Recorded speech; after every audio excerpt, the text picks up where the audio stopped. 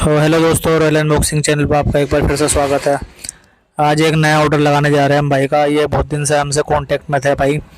और देखिए बिल्कुल ओके कंडीशन में सैमसंग नोट 10 प्लस इनका ऑर्डर लगाना है। और सब कुछ ओके है, बस बैक कैमरा ब्लर है, जो कि बिल्कुल माइनर ही चांस होते हैं बैक कैमरा ब्लर होने के। मैं वीडियो में बताता ही रहता हूँ। तो चलिए कूपन भी लगा कर देख लेते हैं, किसी भाई का फ़ायदा होना चाहिए। तो दोस्तों मैं कूपन सभी में लगा कर चेक करता हूँ, जिसमें लग जाता है वो आपकी किस्मत है।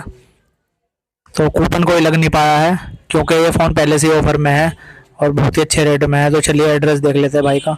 ये इनका बिहार का एड्रेस है। तो देख पा रहे हैं आप, ऑर्डर कितनी ईजिली COD में लग चुका है। तो आपको भी कोई भाई को ऑर्डर लगाना हो तो हमारे चैनल पे विज़िट कर सकते हैं। चैनल को सब्सक्राइब करें, लाइक करें, शेयर करें वीडियो को हमारी। और नंबर हमारे डिस्क्रिप्शन बॉक्स में मिल जाएगा अगर किसी भाई को ऑर्डर भी लगवाना है तो।